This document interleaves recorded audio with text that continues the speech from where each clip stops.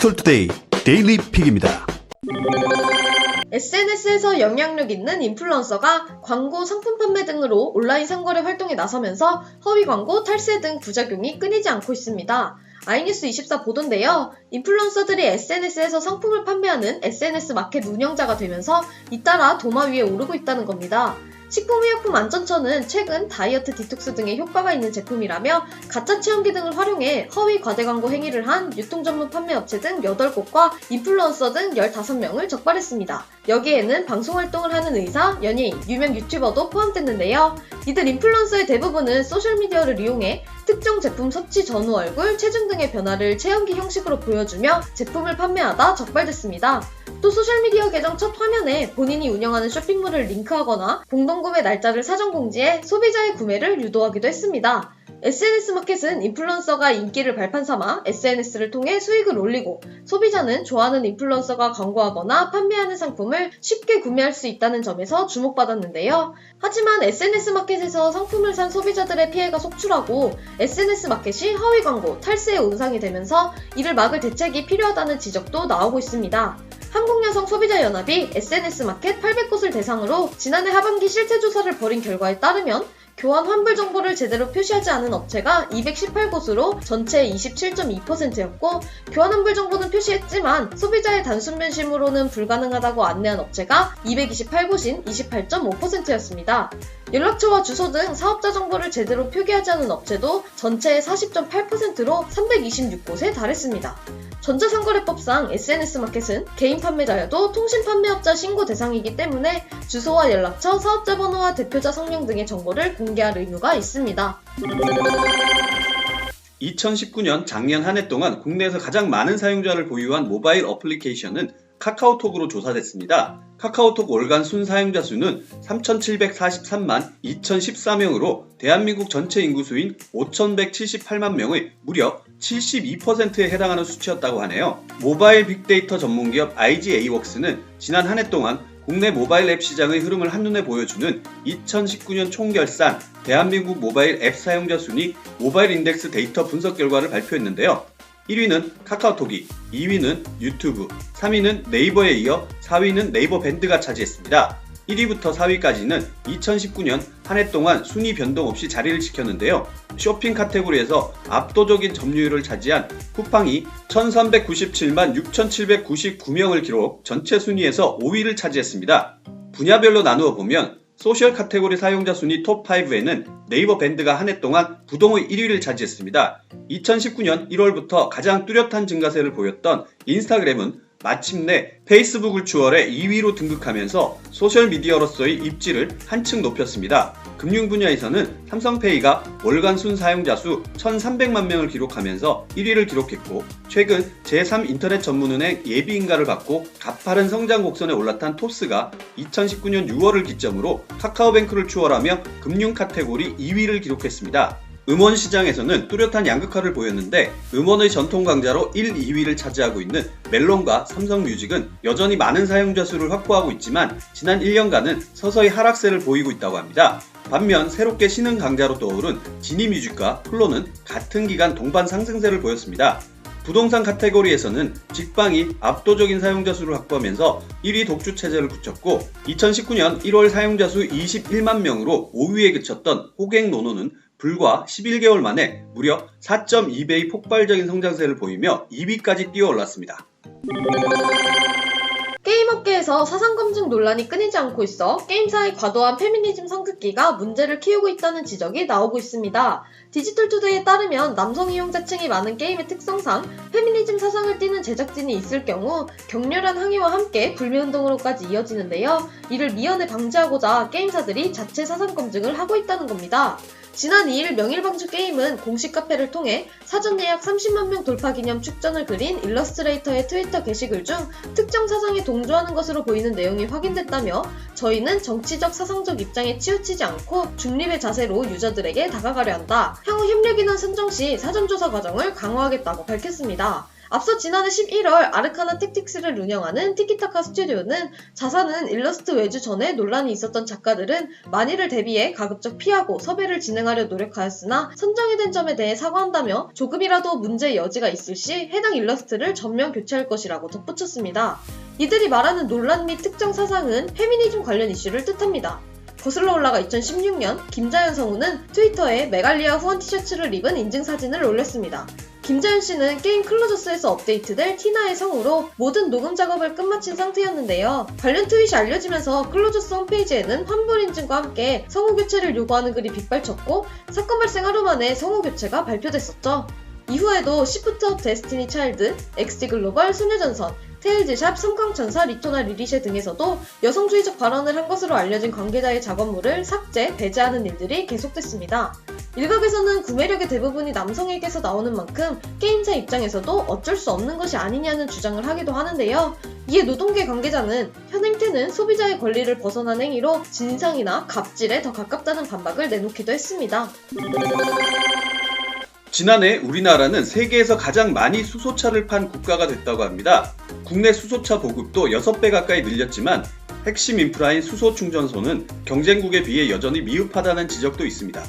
산업통상자원부에 따르면 지난해 1월에서 10월 수소차 글로벌 판매량은 현대차가 3,666대로 전체의 60%를 차지했습니다. 일본 도요타와 혼다 등을 제치고 처음으로 1위를 차지한 건데요. 수소차 수출 누적량은 지난해 말 기준 1,724대로 전년에 비해 2배 가까이 늘었습니다. 국내에 보급된 수소차는 2018년 말 908대에서 지난해 말 5,097대로 1년 새 5.6배 증가했고 지난해 9월부턴 서울에서 수소택시 10대가 시범적으로 운영되고 있습니다. 수소버스도 13대가 운영 중이고 경찰버스는 낡은 것부터 차례로 수소버스로 교체 중입니다. 하지만 수소차 운행에 필수적인 수소충전소는 아직 경쟁국을 따라가지 못하고 있는데요. 지난해 20곳을 새로 확충해 34곳으로 늘렸지만 일본, 독일, 미국 등과 비교하면 절반에도 미치지 못하는 실정입니다.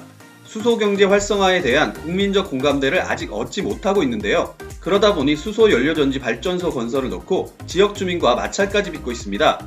강원도의 강릉, 횡성, 경남의 함안, 양산, 고성, 경북의 상주, 경주 등 곳곳에서 수소발전소 건설이 추진되고 있지만 주민들의 반발이 거셉니다. 특히 작년 5월 강릉과학산업단지 수소탱크 폭발 사고로 8명의 사상자가 발생하면서 불안과 불신이 크게 확산된 것으로 보입니다. 이덕환 서강대 화학과 교수는 강릉 사고에 대해 정부는 이례적인 사고일 뿐 초고강도 소재로 만든 수소탱크는 안전하다며 국민을 무지하다고 몰아붙인다면서 수소연료전지와 수소탱크를 연결하는 파이프는 취약한 게 사실인데 이에 대해선 구체적인 안전대책을 내놓지 않고 있다고 지적했습니다.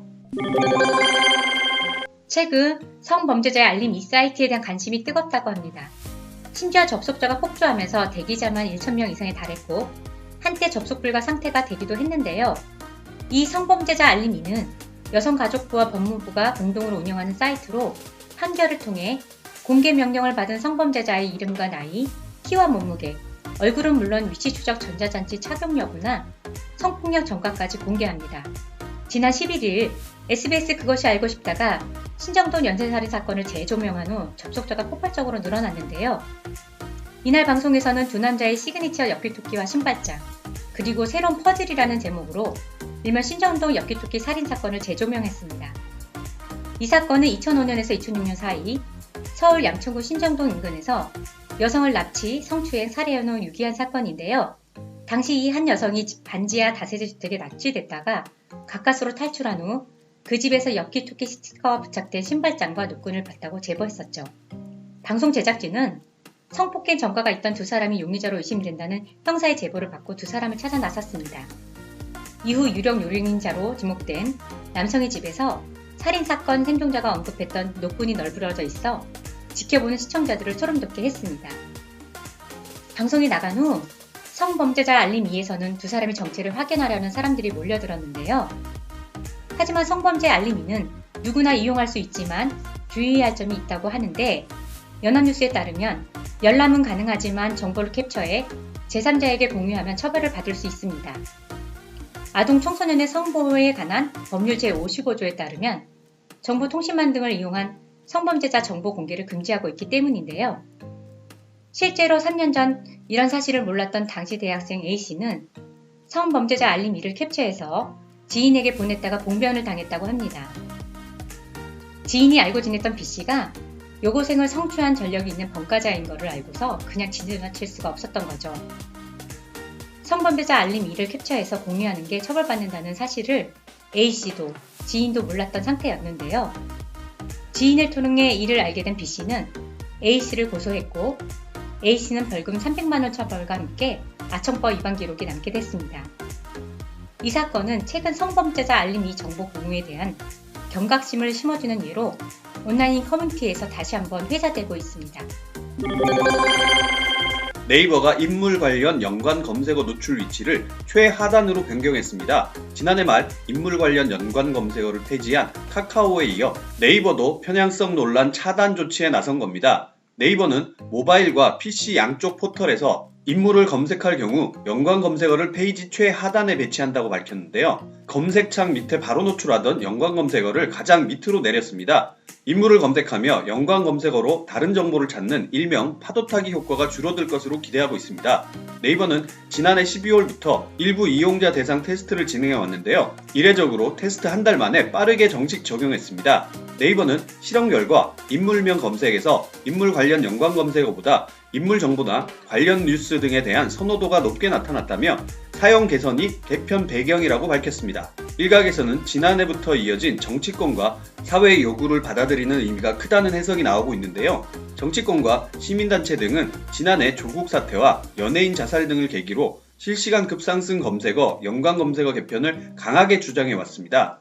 한국인터넷자율정책기구는 지난해 10월 공직 후보자 자녀의 개인정보 및 사생활 침해 관련 연관 검색어 삭제 요청을 받아들여 조국 전 법무장관의 자녀 이름을 조 장관 연관 검색어에서 삭제하라는 결정을 내리기도 했습니다. 이보다 앞서 카카오는 지난해 12월 카카오톡 샵 검색과 포털 사이트 다음에서 인물 관련 연관 검색어 서비스를 전면 중단했습니다. 해당 기능이 인물과 결합되면서 개인 인격과 사생활 침해, 명예훼손 등 부작용이 발생하고 있다고 판단한 거죠. 네이버도 추가 개편을 준비하고 있는데 네이버 관계자는 올해 상반기 인물 관련 연관 검색어에 대한 오해와 피해를 유발할 수 있는 검색어를 인공지능을 통해 필터링하고 유효한 정보성 검색어 위주로 노출할 수 있도록 개선을 준비하고 있다고 전했습니다. 네이버와 카카오는 지난해 하반기부터 뉴스 서비스, 연관 검색어 등 검색과 뉴스 서비스 개편에 속도를 내고 있습니다. 4월 총선을 앞두고 편향성과 인위적 개입 가능성을 이유로 정치권의 압박이 강해진 것이 이유 중의 하나로 꼽히고 있습니다. 행복한 하루 디지털투데이였습니다.